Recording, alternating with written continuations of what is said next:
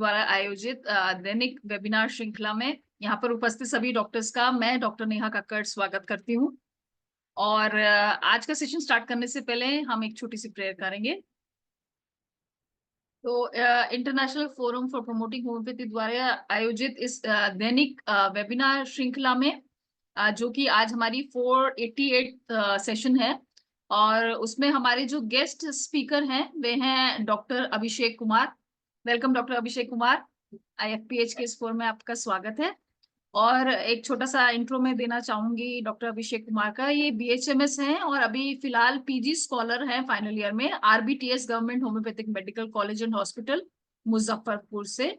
और आज का जो डॉक्टर साहब का टॉपिक है वह है मस्कुलोस्केलेटल डिसऑर्डर्स में होम्योपैथी क्या रोल प्ले कर सकती है। तो डॉक्टर अभिषेक कुमार, आप अपना स्क्रीन शेयर कर सकते हैं और प्रेजेंटेशन स्टार्ट कर सकते हैं। बहुत बहुत धन्यवाद डॉक्टर नेहा जी। सर्वप्रथम मैं धन्यवाद देना चाहता हूँ हमारे मृदुल कुमार सानी सर को, जिन्होंने मुझे अवसर प्रदान किया ताकि मैं अपने विचारों को इस प्लेटफॉर्म के तहत आप लोग को पहुंचा सकूं। तो आज IFPH द्वारा प्रायोजित ऑनलाइन वेबिनार का आज 489वां दिन है। मैं डॉक्टर अभिषेक, मैंने अपनी BHMS और PG की पढ़ाई RBTS government homeopathic medical college से पूरी की है। आज इस वेबिनार का विषय है मस्कुलोस्केलेटल विकार और उसके होम्योपैथिक प्रबंधन। तो हम लोग देखते हैं।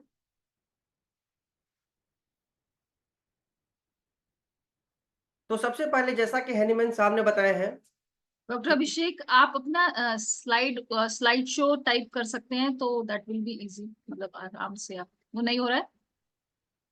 स्लाइड शो विजुअल है या नहीं?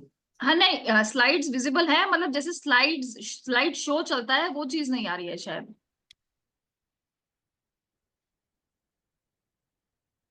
अब ठीक है? हाँ जी, अब ठीक है। हाँ जी, ओके बिल्कुल। ओके। हाँ जी।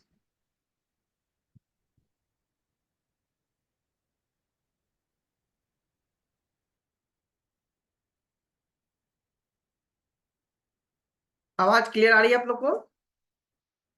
बिल्कुल क्लियर आ रही है। हाँ जी। Okay okay. तो सबसे पहले हम लोग समझेंगे कि किसी भी बीमारी को जानने के लिए, समझने के लिए उसकी पूरी संरचना को समझने की जरूरत है। जैसे अगर मस्कुलोस्केलेटल डिसऑर्डर को समझना है तो समझना हो कि मसल्स क्या है, स्केलेटन क्या है, उसके बाद ही हम लोग समझ पाएंगे कि मस्कुलोस्केलेटल डिसऑर्डर क्यों होता है, कैसे होता है। तो सबसे पहले हम लोग समझेंगे मस्कुलोस्केलेटल सिस्टम क्या है। तो मस्कुलोस्केलेटल दो शब्दों से मिलकर बना हुआ है। सबसे पहला है skeletal system and second one is muscular system. Skeletal system का काम यह है कि यह हमें यह संरचना हमारे शरीर को एक ढांचा प्रोवाइड करता है, जो कि एक आकार हमें देता है, जिसके कारण से बॉडी अपना फ्लेक्सिबिलिटी मेंटेन कर सकते हैं। दूसरा है मस्कुलर सिस्टम। मस्कुलर सिस्टम जो है यह मसल्स मजबूती में और फ्लेक्सिबिलिटी में मदद करती है। और इसके साथ ही साथ मैं बताना चाहता हूं कि मस्कुलर सिस्टम जानने की जरूरत क्यों पड़ी, या मैंने इस विषय को क्यों रखा इस सेमिनार के लिए। तो एक सर्वे के तहत देखा गया है कि 14% पॉपुलेशन जो है, 14% जनसंख्या दिन पर दिन ऐसी बढ़ती जा रही है जो कि मस्कुलोस्केलेटल अथवा जोड़ों के दर्द संबंधित समस्याओं से ग्रसित है।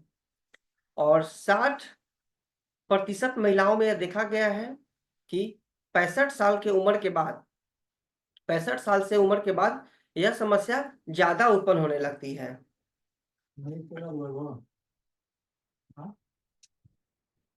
अब हम लोग देखते हैं कि किसी भी बीमारी को होने के लिए या उसके बारे में जानकारी बहुत जरूरी है, तभी हम लोग प्रॉपर ट्रीटमेंट शुरू कर सकते हैं मरीजों का।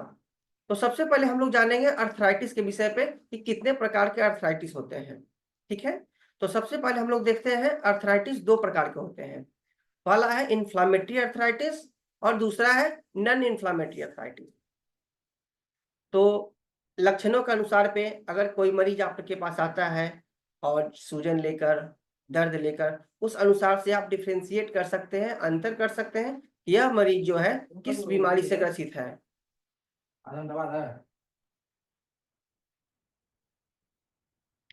अगर हम लोग बात करते हैं इन्फ्लेमेटरी डिजीज की, तो इसमें बहुत सारे कैटेगरी है, जैसे sero negative, sero positive, infectious और क्रिस्टल इंड्यूस्ड।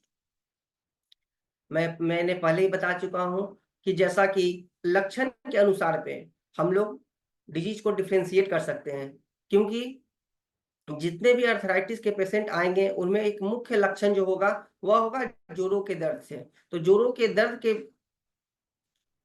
अलावा भी जो भी दूसरे सिम्टम हमें मिलते हैं, उस बेसिस पे हम लोग बता सकते हैं कि यह पेशेंट किस बीमारी से ग्रसित है।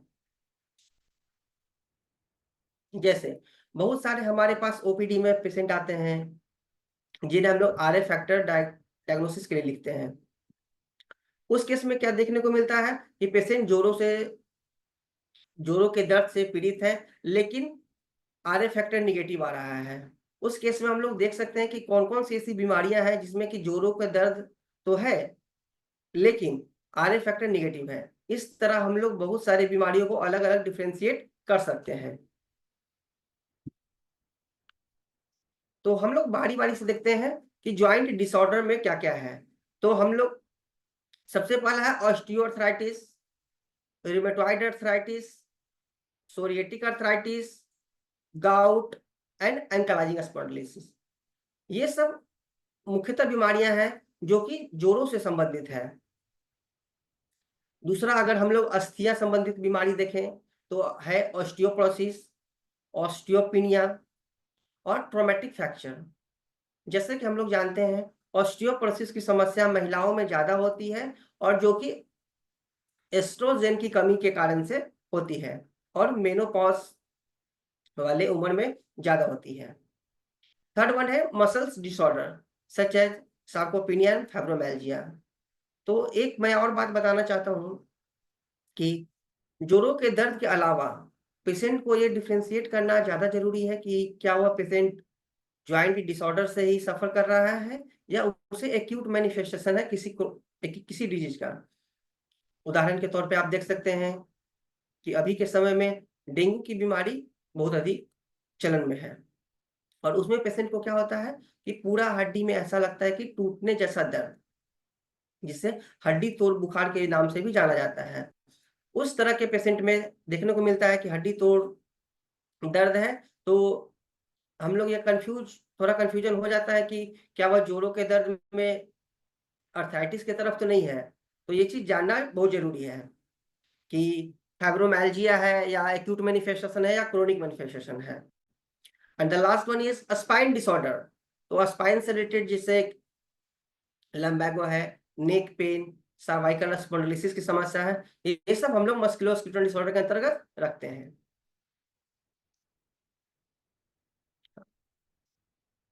जैसा कि हमने बताया कि ऑस्टियोआर्थराइटिस या रूमेटॉइड अर्थराइटिस की समस्याएं जो है, ये डायग्नोसिस अगर इनका करना है तो सबसे पहले पेशेंट से लक्षण जानना होगा कि दर्द कौन कौन से जोड़ में ज्यादा है। तो हम लोग देखेंगे कि ऑस्टियोआर्थराइटिस के पेशेंट को मोस्टली बिग जॉइंट में प्रॉब्लम होता है। जो जो बिग जॉइंट है जैसे कि hip joint, knee joint, shoulder joint, ये सब ज्यादा अफेक्टेड होगा as compare to small joint. और जैसा कि हम लोग देखते हैं कि बहुत सारे ऐसे भी पेशेंट देखने को मिलेंगे जिनमें की समस्या ज्यादा होती है, जैसे कि बिग जॉइंट में इन्वॉल्व है, स्मॉल जॉइंट में इन्वॉल्व है। उस केस में डायग्नोसिस करना थोड़ा टिपिकल होता है। हम लोग क्लिनिक में आए दिन ऐसे पेशेंट देखते हैं कि जो बताते हैं कि डॉक्टर साहब मुझे समस्या जो थी स्मॉल जॉइंट में अफेक्टेड है, बिग जॉइंट में अफेक्टेड है। उस तरह के डिजीज के लिए एक टर्म है ओवरलैप सिंड्रोम। उस तरह के डिजीज के लिए एक टर्म है ओवरलैप सिंड्रोम। अगर पेशेंट में स्मॉल जॉइंट भी हो, बिग जॉइंट भी हो, कहने का तात्पर्य है कि पेशेंट आपके पास ऑस्टियोआर्थराइटिस का भी सिम्टम लेके आ रहा हो, गाउट का भी लेके आ रहा हो, प्लस रिमेटॉइड अर्थराइटिस का भी समस्या लेके आ रहा हो, उस केस में कंफ्यूजन की बात नहीं है और प्रॉपर डायग्नोसिस करने की भी जरूरत नहीं है कि पेशेंट को गाउट है या रिमेटॉइड है या ऑस्टियोआर्थराइटिस है। मे बी पेशेंट को ओवरलैप सिंड्रोम का भी सिम्टम आ सकता है।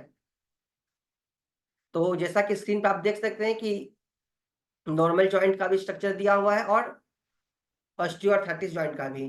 तो एक फीमर ज्वाइंट में देख सकते हैं कि कैसे कार्टिलेज डैमेज होने के कारण से, पेशेंट को अभिषेक जी क्या हुआ?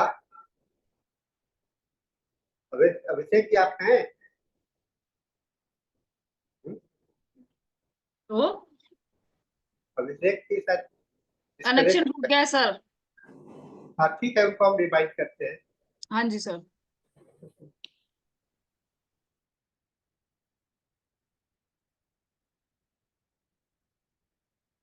हेलो। आ गए, दोबारा आ गए सर। हाँ जी। जी हाँ, क्या सुन पा रहे हैं? हाँ जी। हाँ जी। M I audible? हाँ जी, कनेक्शन हो ओके। गया था। हाँ जी। Okay, sorry for interruption. हाँ जी, कोई नहीं।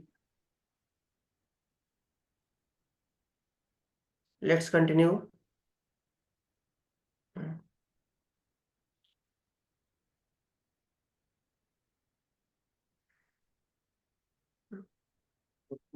हाँ, हम लोग रूमेटॉइड आर्थराइटिस को देख रहे थे। आवाज क्लियर है मेरी? हाँ जी। हाँ जी। ओके।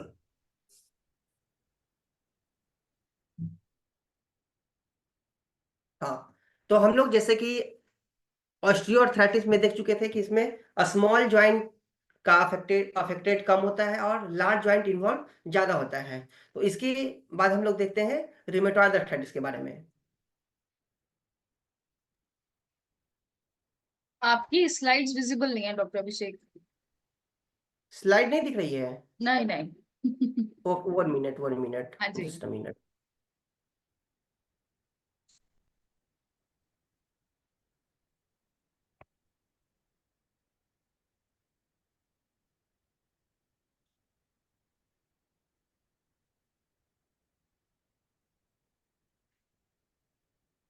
हाँ जी, अब दिख रही है।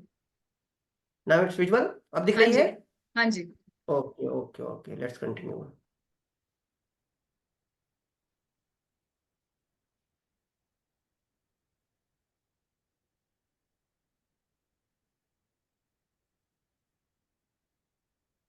हाँ, तो हम लोग देखते हैं रूमेटॉइड आर्थराइटिस। तो रूमेटॉइड आर्थराइटिस में क्या होता है, इसमें स्मॉल ज्वाइंट ज्यादा इन्वॉल्व होंगे as compare to large joint. Large joint का इन्वॉल्वमेंट कम होता है और स्मॉल ज्वाइंट का इन्वॉल्वमेंट ज्यादा होता है। और जैसा मैंने पहले भी बता चुका हूं कि ऐसा नहीं है कि रूमेटॉइड आर्थराइटिस में सिर्फ स्मॉल ज्वाइंट ही इन्वॉल्वमेंट होगा, लार्ज ज्वाइंट इन्वॉल्व नहीं होगा। देखना कैसे है, जब हम लोग पेशेंट का केस हिस्ट्री लेंगे उस समय पेशेंट से पूछना है कि आपको सबसे पहले दर्द किस जोड़ में शुरू हुआ था। तो पेशेंट हमें बताता है कि सर पहले जोर हमारे रिस्ट ज्वाइंट में हुआ, मतलब कलाई में दर्द शुरू हुआ था, उंगली मुट्ठी बंद करने में तकलीफ हो रही थी, उसके बाद धीरे धीरे केहूनी में दर्द हुआ है, उसके बाद कंधे में दर्द हुआ है। इस तरह का पैटर्न को हम लोग जब अच्छी तरीके से नोटिस करेंगे तब हम लोग देख सकते हैं कि यह पेशेंट जो है रूमेटॉइड आर्थराइटिस से सफर कर रहा है। इसके जस्ट विपरीत अगर ऑस्टियोआर्थराइटिस की समस्या अगर हम देखते हैं उसमें क्या होता है, पेशेंट को सबसे पहले कमर में दर्द होगा। शुरुआती दिनों में कमर में दर्द होती है, उसके बाद धीरे धीरे वह दर्द दूसरे ऑर्गन में, दूसरे जोड़ में शिफ्ट करता है। तब हम लोग जान सकते हैं कि वह ऑस्टियोआर्थराइटिस का पेशेंट है। अब हम लोग देखते हैं गाउट गाउट को। गाउट जनरली स्मॉल ज्वाइंट को ये भी इन्वॉल्व करता है। जैसा कि रूमेटॉइड आर्थराइटिस में देखें, गाउट भी स्मॉल ज्वाइंट को ही इन्वॉल्व करता है, लेकिन एक पार्टिकुलर ज्वाइंट जो ज्यादातर 90% पेशेंट में देखा जाता है कि बिग टू इन्वॉल्व होता है। पेशेंट जब बताएगा कि उसको दर्द जो है अंगूठे से शुरू हुआ है, एड़ी से शुरू हुआ है, तब हम लोग पकड़ सकते हैं कि वह पेशेंट गाउट से सफर कर रहा है। उसको कंफर्म करने के लिए 2-3 टेस्ट है जो मैं लास्ट में आपको बताऊंगा कि टेस्ट के बेसिस पे आप बता सकते हैं कि पेशेंट गाउट से सफर कर रहा है। इसके साथ ही साथ जोड़ों के दर्द के अलावा भी जो 2-3-4 सिम्टम पेशेंट में आते हैं, जैसे कि भूख न लगना, वजन का कम होना, ये सब सिम्टम के आधार पे हम लोग डिजीज को डायग्नोस कर सकते हैं कि यह किस तरीके की बीमारी से सफर कर रहे हैं।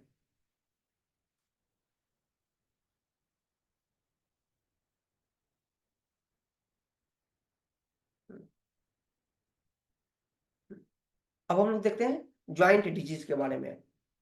तो सबसे पहले देखेंगे कि कौन कौन से ऐसे लक्षण है जो कि हम लोग को ज्वाइंट डिजीज में देखने को मिलता है। तो सबसे ज्यादा जो मोस्ट कॉमन सिम्टम जो देखने को मिलता है, सबसे ज्यादा लक्षण है, वह है दर्द की समस्या। दर्द होगी जब पेशेंट, और दूसरा है स्टिफनेस, कड़कपन। पेशेंट को ऐसा अनुभव होता है कि जो उन्हें मोड़ने में, खोलने में बहुत परेशानी होती है। जब पेशेंट सुबह सुबह उठेंगे, उन्हें मुट्ठी खोलने में, मुट्ठी बंद करने में इस तरह की परेशानी आती है। लेकिन इसके साथ ही साथ हम लोगों को यह ध्यान देना होगा कि यह परेशानी चलने से बढ़ती है कि चलने से आराम होती है। इस अनुसार से भी हम लोग बता सकते हैं कि क्या यह बीमारी ऑस्टियोआर्थराइटिस की तरफ जा रही है या रूमेटॉइड आर्थराइटिस की तरफ जा रही है। क्या यह एक्यूट पेन है या क्रोनिक पेन है, इस तरह हम लोग आइडेंटिफाई कर सकते हैं। जैसे हम लोग देखते हैं कि ज्यादातर किसी एक ही जोड़ में दर्द शुरुआत होता है, वही दर्द धीरे धीरे दूसरे जोड़ों को भी प्रभावित करता है।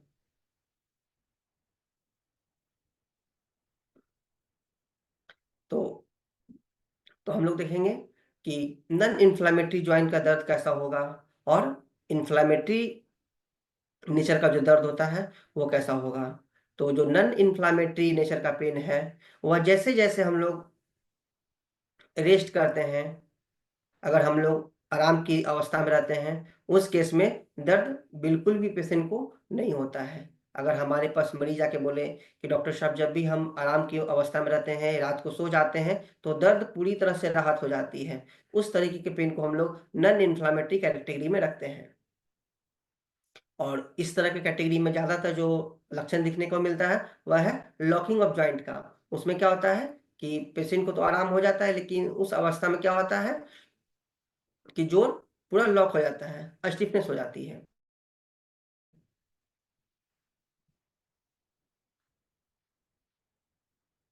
अब हम लोग देखते हैं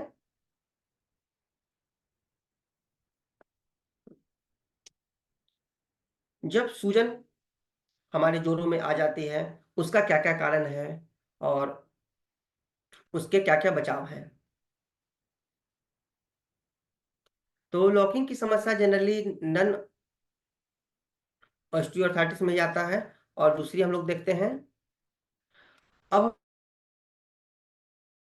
हम लोग जो कि मुख्यतः है रूमेटॉइड अर्थराइटिस, और जिसमें जो मुख्यतः लक्षण हमें मिलेंगे, अर्ली मॉर्निंग स्टिफनेस, जिसका टाइम पीरियड होता है मोर देन 30 मिनट।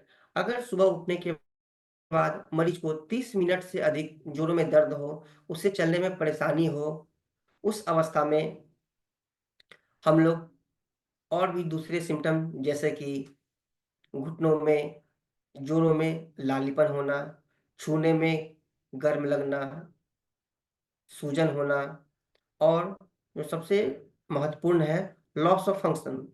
करने का तात्पर्य है कि अगर पार्टिकुलर फंक्शन नहीं कर पाता है, जोड़ों का काम है चलना, चल नहीं पा रहे हैं, कदम, परेशानी होती है। और जैसे जैसे दिन बढ़ता है, जैसे जैसे कुछ कुछ काम करते हैं, वैसे पेशेंट को अगर राहत हो जाती है, तो वैसी समस्या को हम लोग रूमेटॉइड अर्थराइटिस की कैटेगरी में रखते हैं। अब हम लोग देखेंगे कि डिजीज का डायग्नोसिस का क्या मेथड है, कैसे हम लोग आइडेंटिफाई कर सकते हैं कि कौन सा डिजीज है पेशेंट को। तो जब भी हम लोग ऑस्टियो का पेशेंट को देखते हैं, मस्कुलर स्केलेटल डिसऑर्डर के पेशेंट को देखते हैं, तो सबसे बड़ा और महत्वपूर्ण जो कदम होता है, उसके लक्षणों को निर्धारित करना होता है, लक्षणों को जानना होता है। पेशेंट से सबसे पहले पूछना है कि आपको कौन कौन से जोड़ में दर्द सबसे पहले शुरुआत हुआ था। क्या यह जो दर्द आपको छोटे जोड़ों में शुरू हुआ है या बड़े जोड़ों में शुरू हुआ है। इस तरह से आप निर्धारित कर सकते हैं। जैसा कि मैंने पहले बताया कि रूमेटॉइड अर्थराइटिस है या गाउट है या ऑस्टियोआर्थराइटिस है, और भी विभिन्न प्रकार के जो अर्थराइटिस के टाइप हैं, वो सब हम लोग आइडेंटिफाई कर सकते हैं। दूसरा है किसी भी तरह का पहले से कोई बीमारी है कि नहीं, ये सब जानकारी लेनी पड़ेगी। और तीसरा पॉइंट है फिजिकल एग्जामिनेशन। तो कभी भी हमारे क्लिनिक में ऑस्टियो संबंधित पेशेंट आते हैं तो उनका पहले फिजिकल एग्जामिनेशन करके देखना है कि किसी, और फिजिकल एग्जामिनेशन में पहला पॉइंट क्या देखते हैं हम लोग, तो पहला देखते हैं किसी तरह का फ्रैक्चर तो नहीं है, और जो फ्रैक्चर का साइन है स्वेलिंग, रेडनेस और टच करने से इंटेंसिटी बढ़ जाएगी, इस तरह के पहला हम लोग देख सकते हैं। दूसरा है किसी तरह की डिफॉर्मिटी तो नहीं हुई है, किसी तरह का ग्रोथ तो नहीं है, तो उसके बेसिस पे भी हम लोग निर्धारित कर सकते हैं। जैसे कि गाउट, गाउट में हम लोग देखेंगे पेशेंट के टू पे एक्स्ट्रा टॉफी का डिपोजिशन हो जाता है, जो कि होता है यूरिक एसिड का क्रिस्टल डिपोजिशन के कारण, तो उस अनुसार से हम लोग देख सकते हैं। और तीसरा पॉइंट जो फिजिकल एग्जामिनेशन का इंपॉर्टेंस है, फिजिकल एग्जामिनेशन के बेसिस पे हम लोग देख सकते हैं या जान सकते हैं कि पेशेंट को बीमारी जो है कितनी दूर तक जा चुकी है, किस हद तक पेशेंट को बीमारी है। उदाहरण के तौर पे हम लोग देख सकते हैं कि रिमेटॉइड अर्थराइटिस का अगर पेशेंट है और पेशेंट बहुत दिनों से अगर सफर कर रहा है, तो उसके हाथ पैर देखेंगे कि ऐसे उसका डिफॉर्मिटी हो जाता है, जिसको डिफॉर्मिटी के अंतर्गत रखते हैं। इस तरह से हम लोग फिजिकल एग्जामिनेशन के बेसिस पे भी डिफरेंशिएट कर सकते हैं कि पेशेंट को किस तरह का डिजीज हो सकता है या पेशेंट कितने दिनों से बीमारी से ग्रसित है। और हम लोग लेबोरेटरी टेस्ट की अगर बात करते हैं, तो जब हमारे पास मरीज आता है तो हम लोग रिमेटॉइड अर्थराइटिस के लिए rheumatoid factor, anti CCP, complete blood count, ESR, CRP, anti nuclear antibody test, ये सब सजेस्ट करते हैं। और जैसा कि मैंने पहले स्लाइड में दिखाया कि बहुत सारे ऐसे भी पेशेंट आते हैं जो कि अर्थराइटिस के होते हुए भी रेमेटॉइड फैक्टर जिनका निगेटिव है, तो ये कंफ्यूज नहीं होना है कि यह ऑटोइम्यून डिसऑर्डर नहीं है। कभी कभी ऐसा भी होता है कि ऑटोइम्यून डिजीज होते हुए भी उनका RA फैक्टर निगेटिव हो। उसके लिए ऑटोइम्यून डिजीज के लिए जो बेस्ट टेस्ट है वह है ANA test, anti nuclear antibody test के बेसिस पे हम लोग बता सकते हैं कि क्या वह ऑटोइम्यून डिजीज है कि नहीं। और जो रिसेंट में मैंने एक पेशेंट देखा जो कि है स्पोंडिलिटिक अर्थराइटिस का, जिसमें हम लोग HLA-B27, यह टेस्ट एक बहुत महत्वपूर्ण टेस्ट है, HLA-B27 टेस्ट है, जिसके बेसिस पे आप यह देख सकते हैं कि क्या वह ऑटोइम्यून कैटेगरी का है कि नहीं। ठीक है, हाँ। जैसा कि फर्दर टेस्ट था HLA tissue typing, HLA tissue typing जांच से हम लोग को यह पता चलता है कि यह ऑटोइम्यून डिसऑर्डर है या नहीं है। और अगला जो जांच है वह है यूरिक एसिड का जांच। तो हम लोग सेरम यूरिक एसिड का टेस्ट कराते हैं पेशेंट को देखने के लिए कि क्या पेशेंट में यूरिक एसिड का लेवल क्या है। और यूरिक एसिड के बेसिस पे हम लोग देख सकते हैं कि क्या यह पेशेंट को गाउट है या नहीं है। तो एक और चीज मैं ऐड करना चाहता हूँ इसमें कि यूरिक एसिड बढ़ने से सिर्फ गाउट की ही समस्या नहीं होती है। अगर हम लोग प्रॉपर ट्रीटमेंट यूरिक एसिड का नहीं लेते हैं तो वह हमारे किडनी में स्टोन बनाने का भी कार्य करता है। इसलिए यूरिक एसिड अगर किसी पेशेंट में बढ़ रहा है या आपके अगल बगल कोई ऐसे लोग हैं, तो उन्हें बिल्कुल इस तरह की बातें बताएं कि अगर आप यूरिक एसिड को कंट्रोल ना करते हैं तो गाउट के अलावा आपको और भी तरह तरह की बीमारियां हो सकती है, जिसमें मेनली मेनली किडनी स्टोन की समस्या है। और दूसरे जांच जैसे कि मेडिकल इमेजिंग में हम लोग कर सकते हैं एक्सरे, फ्रैक्चर के केसेस में एक्स्ट्रा, जैसे कि कैल्केनियर स्पर बनना है, कैल्केनियर स्पर का भी केस ज्यादा आ रहा है ड्यू टू फॉल्टी मेटाबॉलिज्म, मतलब कैल्शियम के फॉल्टी मेटाबॉलिज्म के कारण से कैल्केनियर स्पर की समस्या ज्यादा आ रही है, जिससे हम लोग एक्सरे की मदद से हम लोग देख सकते हैं कि किसी तरह का एक्जिटोसिस हो, बोन का ग्रोथ हो, ज्यादा हड्डी बढ़ जाने की समस्या हो। तो इस तरह की समस्या को हम लोग एक्सरे के माध्यम से जान सकते हैं। अगर एक्सरे के माध्यम से किसी बीमारी का पता नहीं चल रहा है, उस केस में हम लोग MRI का भी मदद ले सकते हैं। MRI एक्सरे से थोड़ा एडवांस स्टेज है, जो कि एक्सरे में सिर्फ हम लोग बोन डेंसिटी को, बोन के अलाइनमेंट को, बोन में किसी तरह का डिफॉर्मिटी है, ये सब को देखते हैं। लेकिन अगर हम लोग को मसल से रिलेटेड, उसके नर्व सप्लाई से रिलेटेड अगर हम लोग को जानकारी चाहिए, उसके लिए MRI हम लोग सजेस्ट करते हैं। किसी तरह का नर्व कंप्रेशन हो, वो सब हमें एमआरआई से क्लियर हो सकता है। किसी तरह का डिस्क इन हर्निशन हो, डिस्क प्रोलैप्स हो, वो सब हमें एमआरआई के माध्यम से पता चलेगा। अब हम लोग देखते हैं कि अर्थराइटिस वाले पेशेंट को क्या करना है और किन बातों को नहीं करना है। ये बात ध्यान रखना बहुत जरूरी है। तो सबसे पहले हम लोग देखते हैं कि अर्थराइटिस वाले मरीजों को क्या-क्या चीज को अवॉइड करना है, क्या-क्या चीज नहीं करना है। तो सबसे पहले हम लोग देखेंगे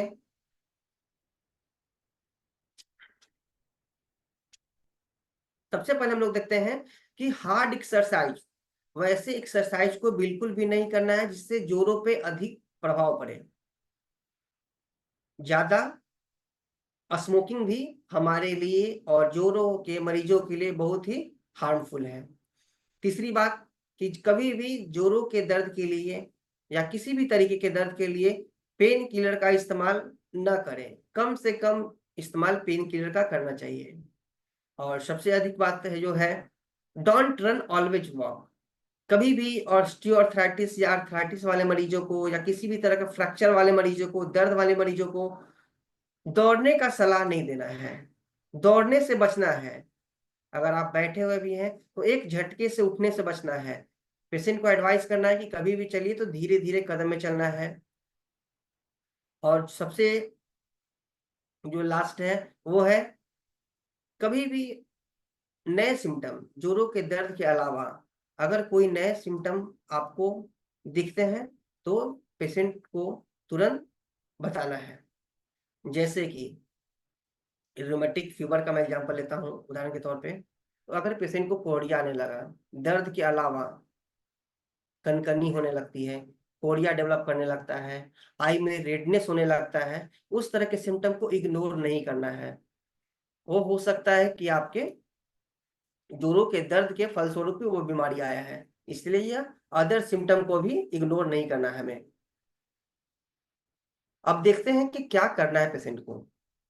तो सबसे पहली बात है कि जैसा मैंने इसमें बताया कि पेशेंट को हार्ड एक्सरसाइज नहीं करना है। तो ऐसा पेशेंट ना सोचे कि उन्हें बिल्कुल रेस्ट की जरूरत है, कंप्लीट रेस्ट की जरूरत नहीं है। क्या करना है, माइल्ड एक्सरसाइज पेशेंट को करना है। और ऐसा एक्सरसाइज इसमें बस फ्लेक्सिबिलिटी हो और स्ट्रेचिंग हो। और तीसरा है, हम लोग नी ज्वाइंट के विषय में जानते हैं कि नी ज्वाइंट को हम लोग वेट बियरिंग ज्वाइंट भी कहते हैं, कि पूरे शरीर का वजन उस जोड़ों पे है। इसलिए जब भी जोड़ों के मरीज हमारे क्लिनिक में आते हैं, हमारे ओपीडी में आते हैं, तो ज्यादातर देखने को मिलता है वो ओबेज कैटेगरी के होते हैं, उनका वजन अत्यधिक ज्यादा होता है। इसलिए पेशेंट को सलाह देना है कि अपना वजन को सबसे पहले कंट्रोल करें। अगर दर्द से निजात चाहते हैं तो उन्हें वजन कम करने की सख्त जरूरत है। और सबसे इम्पोर्टेंट जो अभी के लाइफ स्टाइल में भी देखा जाता है, हमेशा कंफर्टेबल और सपोर्टिव फुटवियर का इस्तेमाल करें। अगर हम लोग फुटवियर का इस्तेमाल सही नहीं करते हैं, उसके कारण से भी हमें दर्द को झेलना पड़ता है। और लास्टली है, दवा का जो चुनाव किया गया आपके लिए, उस दवा को समय से लें, कभी भी मेडिसिन को स्किप ना करें। अब हम लोग देखते हैं कि किसी भी बीमारी को ठीक करने के लिए आहार का बहुत बड़ा योगदान होता है। जैसा कि हैनीमैन ने ऑलरेडी बताया है, ऑब्स्टेकल टू क्योर, कि कौन कौन सी ऐसी चीजें हैं कि किसी भी बीमारी में अवरोध पैदा करती हैं, उसे ठीक होने से रोकती हैं। तो हमें अर्थराइटिस वाले पेशेंट को ये बिल्कुल ध्यान देना है कि किन किन चीजों को उन्हें परहेज बताना है। क्योंकि एक चीज और मैं बताना चाहता हूँ कि होम्योपैथ में ऐसा मिथ होता है कि लहसुन नहीं लेना है, अदरक नहीं लेना है और प्याज का सेवन नहीं करना है। बस होम्योपैथी का मतलब लोग यही समझते हैं, कोई भी बीमारी से आते हैं होम्योपैथी में, बस ये चीज परहेज कर लेते हैं और बीमारी से जो सोचते हैं कि उनको राहत क्यों नहीं मिल रही है। तो हमें ये बस ध्यान देना है कि आप पेशेंट को जो भी बीमारी है उसके अनुसार परहेज करना है, बीमारी के अनुसार परहेज करना है। अगर किसी पेशेंट को यूरिक एसिड की समस्या है, यूरिक एसिड बढ़ा हुआ है, उस केस में क्या करना है, पेशेंट को एक्सेस प्रोटीन इंटेक लेने के लिए मना करना है, रेड मीट अवॉइड करना है। और अगर पेशेंट को जीआईटी ट्रबल भी है, मतलब इरिटेबल बवेल सिंड्रोम से रिलेटेड अर्थराइटिस है, उस केस में प्रोसेस्ड फूड, तला भुना खाना बंद करना है। और अल्कोहल का इंटेक कम करना है, शराब का सेवन नहीं करना है, और तीसरा है शुगर। तो जब कभी भी हम लोग जानते हैं कि जब कभी भी इन्फ्लामेशन की बात आती है, स्वेलिंग की बात आती है, तो वहाँ पे बैक्टीरिया का ग्रोथ अत्यधिक मात्रा में बढ़ जाता है, और जहाँ भी बैक्टीरिया का ग्रोथ होगा वहाँ शुगर का डिमांड हाई हो जाता है। अगर बॉडी में आप शुगर को प्रोवाइड करते हैं, शुगर की मात्रा बढ़ी रहेगी, उस केस में सूजन कम होने की संभावना कम हो जाएगी, क्योंकि बैक्टीरिया का ग्रोथ प्रॉपर होता रहेगा। तो अगर आपको बैक्टीरिया के ग्रोथ को रोकना है, तब शुगर का इंटेक क्या करना होगा? कम करना होगा। अब हम लोग देखते हैं कि हम लोग कैसे आर्थराइटिस के दर्द को मैनेज कर सकते हैं, कैसे कम कर सकते हैं। तो सबसे पहले है बी एक्टिव। हमेशा क्या होना है? एक्टिव रहना है। अपने शरीर को रेस्ट देना कम है और हमेशा एक्टिव रहना है। दूसरा है मैनेज योर वेट। हमेशा अपने वजन को, जो वजन का चार्ट है, उस अनुसार से वजन को मैनेज रखना है। और कुछ ऐसे थेरेपी भी है, जैसे कि हॉट थेरेपी, फिजिकल थेरेपी, उनका भी मदद लेना है। और कुछ खान पान में बदलाव करके भी हम लोग जोड़ों के दर्द संबंधी समस्याओं को कम कर सकते हैं।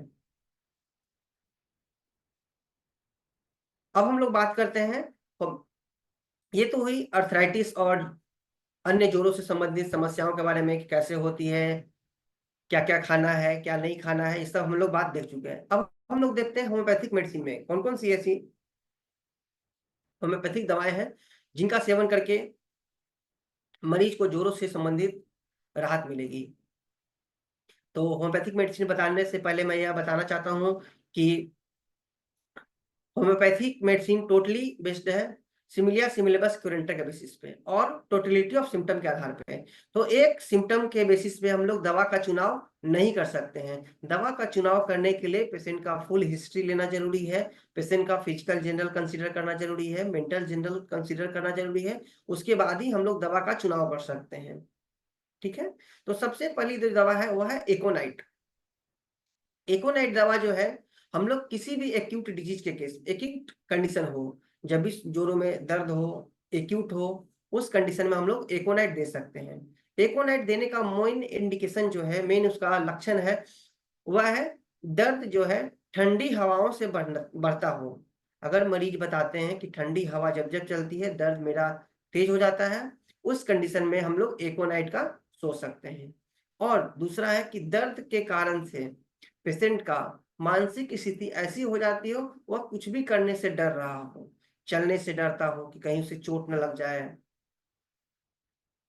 सोने से डरता हो कि कल क्या होगा नहीं होगा। इस तरह के डर अगर प्रोमिनेंट है, डर का लक्षण किसी पेशेंट में प्रोमिनेंट है, उस केस में हम लोग एकोनाइट एक बार सोच सकते हैं। दूसरी दवा है एको अर्निका मोंटाना।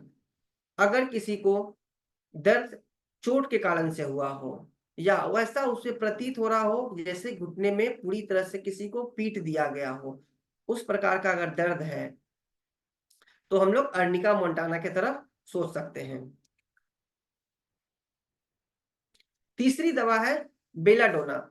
बेलाडोना को हम लोग जानते हैं कि कभी भी अगर रेडनेस प्रोमिनेंट हो, लालीपन ज्यादा हो, जोड़ों, वैसे जोड़ों में दर्द, वैसा दर्द जिसमें कि जोड़ों में सूजन, लालीपन, दम शाइनिंग जैसा दर्द हो, उस कंडीशन में हम लोग बेलाडोना देते हैं।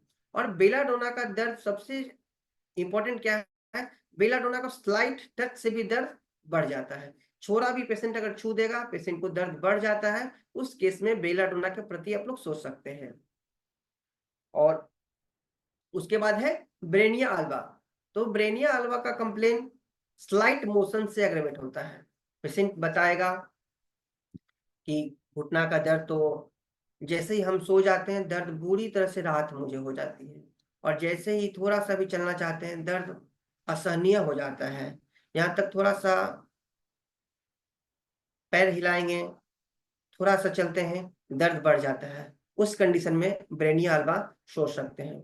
और ब्रेनिया अल्बा का दूसरा इंपॉर्टेंट सिम्टम है, वह है ड्राइनेस ऑफ म्यूकस मेम्ब्रेन। अगर पेशेंट बताता है डॉक्टर साहब दर्द के साथ साथ एकदम मुंह सूख रहा है, जीभ सूख रहा है, ऐसा लग रहा है कि एकदम ठंडा पानी पीने का प्यास हो रहा है, उस अवस्था में हम लोग ब्रेनिया को सोच सकते हैं। और अगली दवा है कैलकेरिया फॉस। कैलकेरिया फॉस अभी के मौसम के लिए, बारिश के मौसम के लिए एक रामबाण दवा है। अगर मरीज कहता है ठंडी हवाओं से ठंड के मौसम में दर्द बढ़ जाता है, जब भी मौसम थोड़ा भी बदलेगा ठंड दर्द बढ़ जाता है, उस कंडीशन के लिए कैलकेरिया फॉस एक अच्छी दवा है। अगर पेशेंट को हम लोग जांच कराते हैं और डायग्नोसिस में देखने को मिला है कैल्शियम की कमी है, उस केस में भी आप कैलकेरिया फॉस को दे सकते हैं। उसके बाद अगली दवा है लीडमपाल।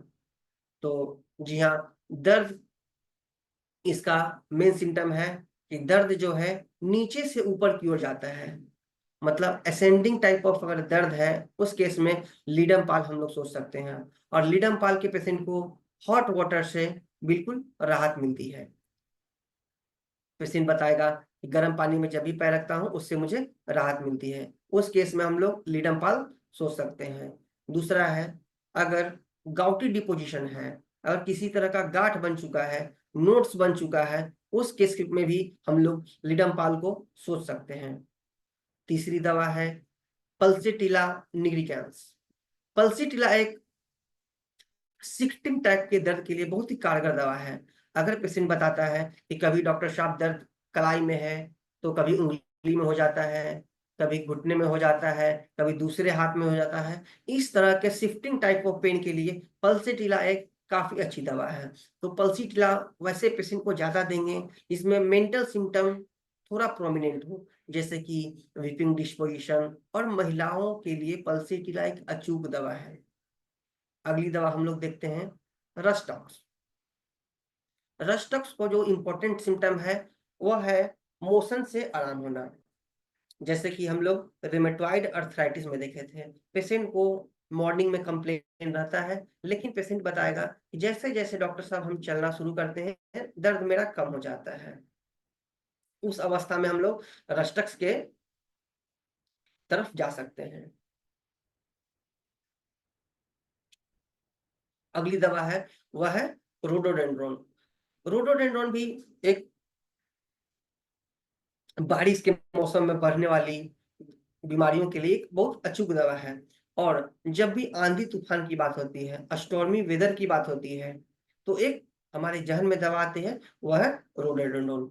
ये भी गाउट के लिए एक अचूक दवा है अगर पेशेंट को प्रोमिनेंट 2 में ही दर्द हो। अगली दवाएं हैं रूटा। अगर किसी को डिफरेंट पोस्चर से, अगर पेशेंट अच्छी तरह से नहीं सोया हो, गर्दन में उसके कारण से दर्द हो गया हो, सर्वाइकल स्पॉन्डिलोसिस की समस्या हो, या नेक संबंधित दर्द जो भी हो, उसके लिए रूटा एक बहुत अच्छी दवा है। और हम लोग देखते हैं कि रूटा का दर्द जनरली रात में बढ़ता है। इसके बाद मैं कुछ केस आप लोग के सामने प्रेजेंट कर रहा हूं जो कि हमारे क्लिनिक साई होम्योपैथी से ही लिया गया है। और केस प्रेजेंट करने से पहले मैं यह बता देना चाहता हूं कि यह जितने भी मरीज हैं मैंने सब लोग का कंसेंट ऑलरेडी ले चुका हूं, ओरल कंसेंट ले लिया गया है कि किसी भी जगह केसेस को दिखा सकते हैं। इसलिए कोई भी केस लेने के लिए और लेने से के बाद पेशेंट का कंसेंट अवश्य ले लें ताकि किसी तरह का परेशानी ना हो। तो मैं पहला केस दिखाना चाहता हूं।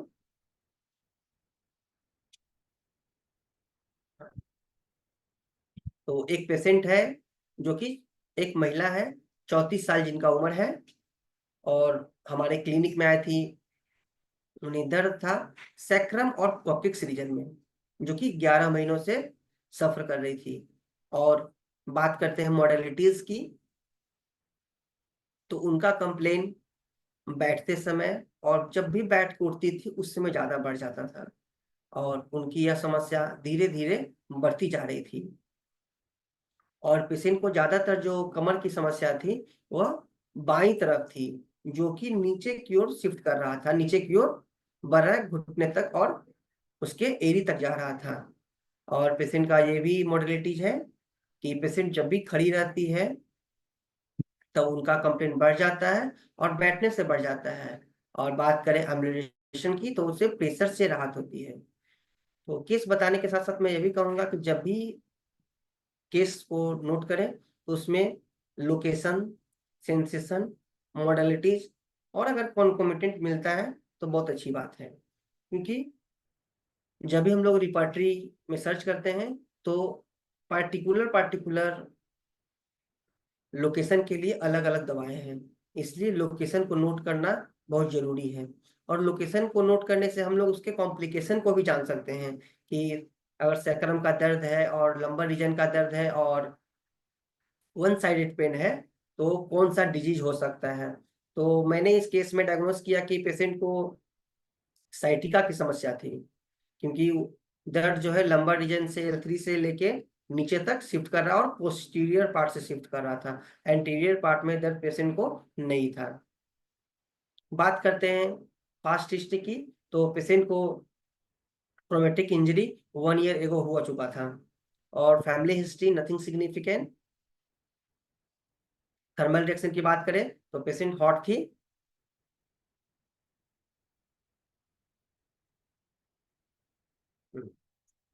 अब हम लोग आते हैं इस केस का रिपर्टोरियल एनालिसिस। तो इस केस के लिए मैंने सिंथेसिस रिपर्टरी का यूज किया है, जिसमें रूब्रिक लिया गया है, कोकिक्स में पेन है, सैक्रम और एक्सट्रीमिटीज के लिए रूब्रिक। दो रूब्रिक मैंने जनरलिटीज के बेसिस पे लिया है।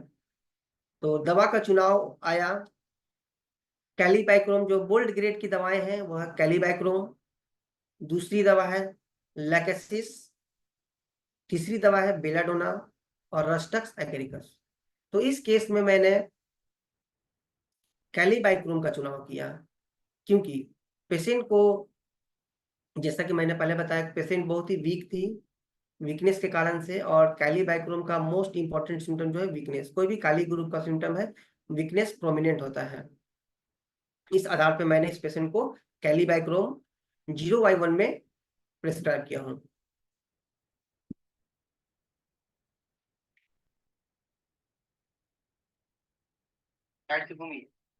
स्लाइड दिख रहा है आप लोग को? सीधा खड़ा होने की कोशिश कीजिए, इधर देखिए। Am I audible to all of you? घूमिए और इधर घूमिए, अब सीधा खड़ा होइए और सीधा कीजिए, सीधा रहने में नहीं बनता है। स्लाइड विजुअल है आप लोग को? हाँ जी, हाँ जी, हाँ जी डॉक्टर अभिषेक, हाँ जी, ऑडियो ऑडियो ठीक है ना? हाँ जी, थोड़ा सा ओके रुकावट के साथ है पर ठीक है, पिक्चर दिख रही है ओके। क्लियर। हाँ जी, हाँ, तो इस केस में आप देख सकते हैं कि पेशेंट जब हमारे पास पहले विजिट में आई है तो कैसे पेशेंट को बाईं तरफ से पूरी तरह से दर्द से पेशेंट बैठ तक नहीं सकती है। और वह, जैसा कि मैंने पास्ट हिस्ट्री में मैं थोड़ा प्रिस्क्रिप्शन छूट छूट गया था, उसके लिए मैं माफी चाहता हूँ। पेशेंट को पिछले 1 वर्षों से समस्या थी, जो कि बहुत सारे एलोपैथिक दवा खा के थक चुकी थी। पेशेंट को रेफर किया गया था कि आप सर्जरी करा लें। पेशेंट को सर्जरी के लिए वेलोर का ऑप्शन दिया गया था कि आप वेलोर में जाके सर्जरी करा लें। तो कहीं से इन्हें साई होम्योपैथी, जो कि मेरा क्लिनिक है, उनका एड्रेस मिला। वो जब हमारे क्लिनिक पे आई हैं तो उनका फर्स्ट विजिट का वीडियो देखिए।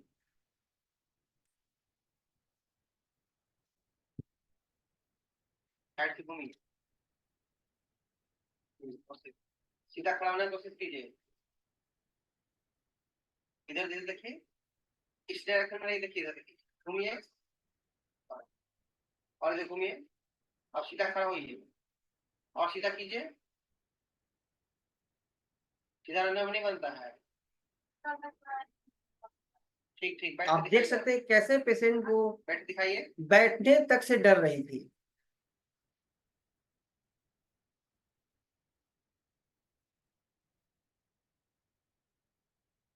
अब उठिए, सहारा मत, सहारा नहीं लीजिए, बिना सहारा किसके तो अब आराम से उठिए ना, जितना उठ पाते उठिए। देख सकते थे कि पेशेंट को शुरुआती विजिट में कितना समस्या है। पेशेंट उठने बैठने लायक भी नहीं थी। पेशेंट को बहुत सहारा करके क्लिनिक में लाया गया है। अब कैलीबाइक्रोम के 15 दिन सिर्फ सेवन करने के बाद का आप वीडियो देख सकते हैं।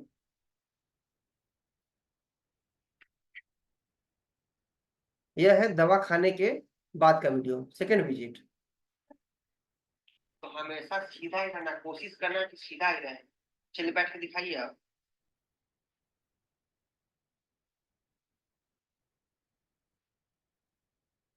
पहले बैठे में नहीं बन रहा था। उठिए, बिना सहारा के उठिएगा। उठिए। अच्छा, थोड़ा सहारा लेके उठिए। अब सीधा पूरा खड़ा होइए तो आगे बढ़ यहाँ को बैठिए। बार बार सहारा नहीं लीजिए, तो बैठिए इधर। आप देख सकते हैं कि पेज सिर्फ 0/1 पोटेंसी से पेशेंट को कितना आराम हुआ है, और पेशेंट का ट्रीटमेंट अभी कंटिन्यू चल रहा है। 0/10 तक पेशेंट जा चुका है, अभी कंटिन्यू ट्रीटमेंट चलेगा। अब हम लोग दूसरे केस की तरफ चलते हैं। केस 2, यह एक 50 साल के मेल है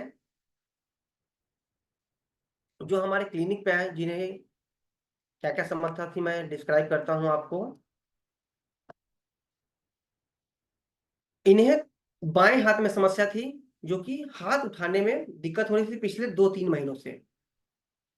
बहुत तरह के एलोपैथिक दवा लेने के बाद भी इन्हें कोई राहत नहीं मिल रही थी। अगर मोडेलिटीज की बात करते हैं तो यह सुबह सुबह कंप्लेन ज्यादा बढ़ जा रहा था इनका।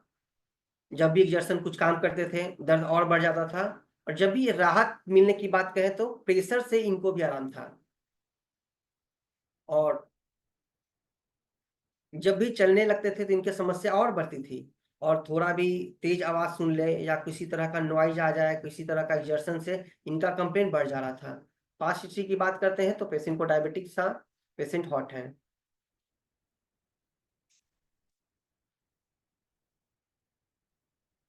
और दवा का चुनाव हुआ है इनका रूबिक लेने के बाद फॉस्फोरस।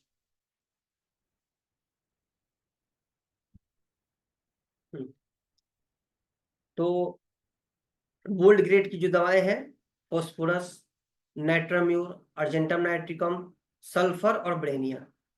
तो जैसा मैंने पहले भी बताया हूँ मेडिसिन के डिस्कशन में, ब्रेनिया का इंडिकेशन होता है कि जब कभी भी पेशेंट को स्लाइट मोशन से एग्रेवेशन हो जाए, बढ़ने लगे, तभी ब्रेनिया दे सकते हैं। लेकिन जो पेक्यूलियर फॉस्फोरस में और ब्रेनिया में सिम्टम है, पहले मैं समानताएं की बात करूं तो दोनों को ठंडा पानी पसंद है, कोल्ड वाटर का डिजायर दोनों लोग को होता है। लेकिन ब्रेनिया का जो कॉन्स्टिट्यूशन है वह डार्क स्कॉटी एंड गॉटिडाइसिस, जो कि पेशेंट हार्ड स्ट्रॉन्ग अगर होती है उस केस में हम लोग ब्रेनिया की तरफ जा सकते हैं। वही फॉस्फोरस का पेशेंट बहुत ही नाजुक होता है, बहुत ही हमेशा ज्यादातर वो बीमार ही रहता है। इस तरह के सिम्टम के बेसिस पे हम लोग इजिली डिफ्रेंशिएट कर सकते हैं फॉस्फोरस को और ब्रेनिया को। और जो तीसरा, अब हम लोग इसके केस को देखते हैं। दवा देने से पहले आप देख सकते हैं पेशेंट का क्या सिचुएशन है। दायां हाथ ऊपर कीजिए और ऊपर कीजिए, ठीक, नीचे देखिए। बाएं हाथ ऊपर कीजिए और कीजिए जी, उसे ज्यादा नहीं हो रहा है, ठीक। अब नीचे कीजिए, पैर दायां ऊपर कीजिए, बायां बायां पैर ऊपर कीजिए, तो सहारा ले लीजिए पीछे। आप देख सकते थे कि कैसे पेशेंट को बिल्कुल भी हाथ ऊपर करने में समस्या हो रही थी, और यह पेशेंट जो है फायर आर्म से जुड़ा हुआ है। तो आप समझ सकते हैं कि अपने दैनिक कार्य को भी पूरी तरह से नहीं कर सकता था। ये इतना हताश हो चुका था, कहने लगा कि सर अब तो मैं जॉब छोड़ दूंगा, मैं जॉब ही नहीं कर पाऊंगा। लेकिन होम्योपैथी का चमत्कार देखिए कि कैसे सिर्फ 1 सप्ताह में इनको इतना राहत हुआ है। दाएं नीचे कीजिए, दाएं ऊपर कीजिए, उसको दिखाइए, ठीक है, नीचे रखिए। और तीसरा, अब हम लोग तीसरा विजिट देखते हैं। जब पेशेंट को पूरी राहत हो गई तो इनके घर से एक वीडियो मंगाया गया कि अब कैसा हाल है उनका।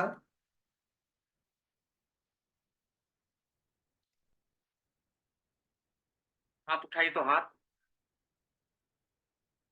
हाथ के नीचे गिरिए, नीचे कीजिए, नीचे कीजिए। पैर उठाइए, पैर ई वाला उठाइए, हाथ उठाइए तो हाथ। इस तरीके से देख सकते हैं कि कैसे होम्योपैथी का सिर्फ सिंगल डोज से और रिपीटेड डोज से पेशेंट का कितना रिकवरी हो रहा है। तीसरा केस हम लोग देखते हैं, एक 50 साल की महिला है जिन्हें की जो हमारे ओपीडी में आती है, वो स्क्वेटिंग पोस्चर बैठने से, वह पिछले 6-7 वर्षों से वह स्क्वेटिंग पोस्चर में, मतलब कि जमीन पर बैठने में उन्हें समस्या हो रही थी। दूसरा एग्रेवेशन की अगर बात करते हैं तो जब भी सीढ़ी चढ़ने से और सीढ़ी उतरने में उन्हें तकलीफ ज्यादा होती थी। और नाइट एग्रेवेशन है जो कि सिफिलिटिक मियाज्म को इंडिकेट कर रहा है। जी हाँ, तो ये एक बात और मैं ऐड करना चाहता हूँ इसमें कि मियाज्मेटिक एनालिसिस भी, केसेस में मियाज्मेटिक एनालिसिस का भी बहुत योगदान है। ये हम लोग को नोटिस करना होगा कि पेशेंट किस मियाज से सफर कर रहा है, या पेशेंट के सिम्टम को देख के, उसके मानसिक स्थिति को देख के कि पेशेंट किस अवस्था में है, पेशेंट को क्या लग रहा है कि क्या उसकी बीमारी जो है पूरी तरह से रिकवर हो पाएगी या नहीं हो पाएगी। अगर मियाज के बारे में मैं फिर लास्ट में फिर डिस्कस कर दूंगा, मैं इस केस को पहले देख लेते हैं हम लोग। तो पेशेंट को और मॉर्निंग स्टिफनेस है जो कि उंगली में है, 30 मिनट के लिए रहती है। और पेशेंट के पास हिस्ट्री की बात करें तो टाइफाइड था 2 साल पहले, और पेशेंट चीली है। पूरा सिम्टम लेने के बाद दवा का चुनाव आया है rhus tox, symphytum, argentum nitricum and ब्राइटाकाम। तो पेशेंट को एडवाइस किया गया है rhus tox 0/1 twice a day, placebo, and follow up after 15 days.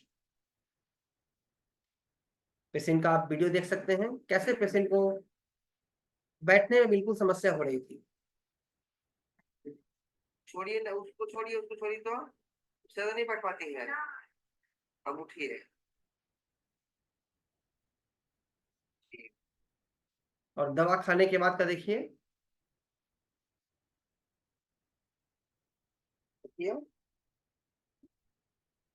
फिर से बैठिए एक बार।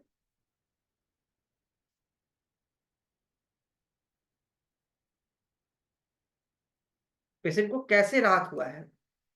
तो ये सब चीज हम लोग देख सकते हैं कि दवा का अगर चुनाव सही हो, उसका लक्षण सही से केस टेकिंग में लिया गया हो, तो बिल्कुल रिकवरी आती है। और ज्वाइंट पेन के लिए और स्किन ट्रबल के लिए होम्योपैथी एक रामबाण उपचार है।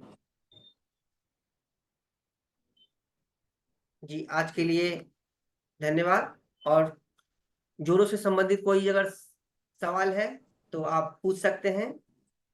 धन्यवाद अभिषेक जी, आपने बहुत अच्छा केस प्रेजेंटेशन किया है और आपने डिजीज के विषय में भी बहुत अच्छा व्याख्या किया है।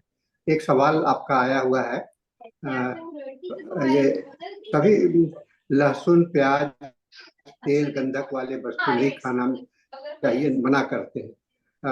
तो आप बीमारी के अनुसार फिर परहेज करना है, और क्यों मना करता है इसका राज बताइए।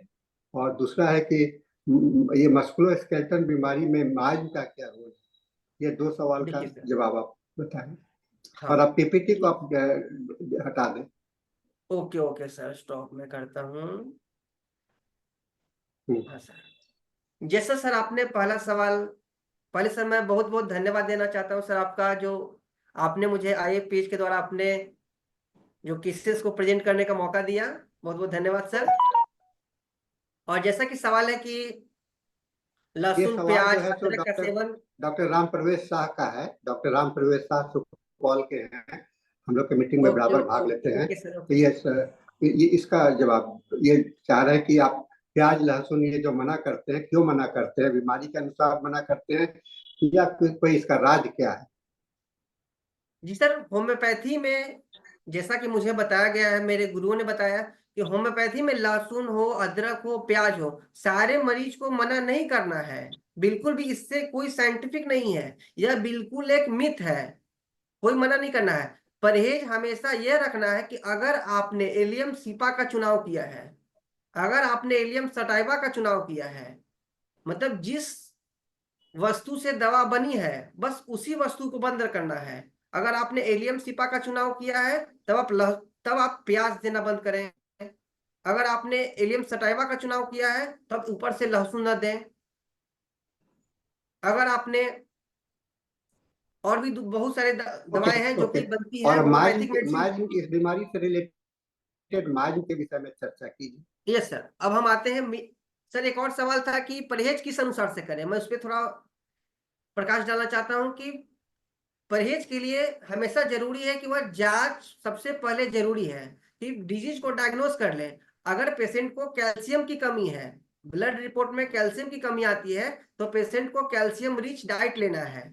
अगर पेशेंट को यूरिक एसिड बढ़ा हुआ है, तब वैसे भोजन को सिर्फ बंद करना है जिसमें यूरिक एसिड की समस्या हो, यूरिक एसिड बढ़ता हो,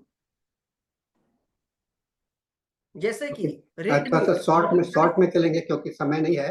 आपको ओके 1 ओके मिनट सर। का समय है और इनका दूसरा मार्जिन सर के अब विषय आते में हैं, ये जानना चाहते अब हम हैं। लोग मियाद के विषय पे आते हैं। तो अगर पेशेंट को एक्स्ट्रा ग्रोथ है, जैसे एट्रोफी डेवलप कर गया गाउट के समय में, तो वो सब आपको साइकोटिक मियाज में है। जब कभी भी ग्रोथ की बात करते हैं तो वह साइकोटिक मियाज में है। अगर जहां पे डिजेनरेशन की बात है, टिश्यू डैमेज की बात है, तब वो सिफिलिटिक मियाज का हो जाएगा। तो इस तरह से हम लोग डिफ्रेंशिएट करते हैं कि जहां भी एक्स्ट्रा सेलुलर ग्रोथ हो, एक्स्ट्रा ट्रॉफी डेवलप हो, तब वो साइकोटिक मियाज का केस होगा। उस पर हम लोग साइकोटिक ड्रग का यूज करेंगे, जैसे थूजा हो गई, किंग ऑफ साइकोटिक ड्रग।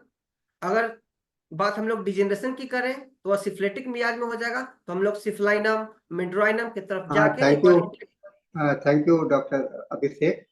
और थैंक यू सर। रिद्धमा जी का सवाल है, can yes spinal sir. Age related degenerative changes can be cured? किया जा सकता है? जैसे ऑस्टियोफाइट्स हो गया, ये डिस्क प्रोलैप्स हो गया, ये ठीक हो सकता है? यस सर, मैं जैसा बताना चाहूँ तो ये जो मैंने पहला केस प्रेजेंट किया है वह डिस्क प्रोलैप्स का ही है। एलोपैथिक साइंस के द्वारा यह बता दिया गया था कि आपका डिस्क कहने का S2 मतलब और है कि ये ठीक हो सकता है, ठीक है ना? अब 90% सर आखिरी केस सवाल ठीक। है, यस सर। क्रॉनिक आर्थराइटिस में केवल एलएम पोटेंसी आपने दिया, ये क्यों दिया? और सीएम पोटेंसी, बस छोटा, हमारे पास में समय समाप्त हो चुका है। Okay okay sir. LM sir, मैं ये बताना चाहता हूँ कि एलएम पोटेंसी का इंपॉर्टेंस इसलिए है, एलएम पोटेंसी को हम लोग फ्रीक्वेंटली रिपीट कर सकते हैं, सीएम पोटेंसी को जल्दी रिपीट नहीं कर सकते हैं। तो सीएम एलएम पोटेंसी का चुनाव करने का यही मुद्दा है कि जल्दी रिपीट करें। अगर पेशेंट को इंप्रूवमेंट नहीं हो तो हम लोग तुरंत मेडिसिन को चेंज भी कर सकें। ठीक है। पोटेंसी की चर्चा हम लोग बाद में फिर से करेंगे, पोटेंसी की चर्चा बाद में करेंगे। और दूसरा, अब हम लोग सेशन, चूंकि हम लोग अब कोई भी सवाल को टेकअप नहीं कर सकते हैं, समय पूरा हो चुका है, तो डॉक्टर नेहा कक्कर, आप इनको वोट ऑफ थैंक्स दीजिए। हाँ और जी। अभिषेक जी, मैं आपको बधाई देता हूं कि आपका एमडी पास हो गए और आप प्रैक्टिस में आ गए हैं, बहुत अच्छा केस कर रहे हैं। Yes sir. और इसी तरह से आगे बढ़ते रहिए, आगे प्रयास करते रहिए, हम सबों का आशीर्वाद है इस फोरम हाँ का। जी। बस सर आपका और आशीर्वाद नेहा सर ऐसे ही कक्कर जी, आप बरकरार रहे। बहुत ही बढ़िया प्रेजेंटेशन दी डॉक्टर अभिषेक ने, और जिस तरह से वीडियो के द्वारा भी इन्होंने केसेस दिखाए, तो muscular skeletal disorder rare disorders होते हैं, और अगर इसमें होम्योपैथी रोल ही प्ले कर सकती है, क्योंकि सिर्फ पेन किलर और स्टेरॉइड से नहीं होता है, तो होम्योपैथी काफी अच्छा रोल प्ले कर सकती है, जैसे कि केसेस के द्वारा दिखाया। और बहुत ही बढ़िया सेशन था डॉक्टर अभिषेक का विद केसेस। तो धन्यवाद डॉक्टर अभिषेक। आशा करते हैं हम आपसे आगे भी इसी तरह से ज्ञान प्राप्त करेंगे और केसेस और देखेंगे डिफरेंट डिफरेंट डिजीजेस के ऊपर, जो रेयर डिजीजेस हैं, होम्योपैथी जिनमें बहुत बढ़िया रोल प्ले कर सकती है। तो अभी हमारा इंग्लिश सेशन का टाइम हो गया है। अब मैं हैंड ओवर करती हूँ इंग्लिश सेशन के लिए डॉक्टर अजनी मालयकल को।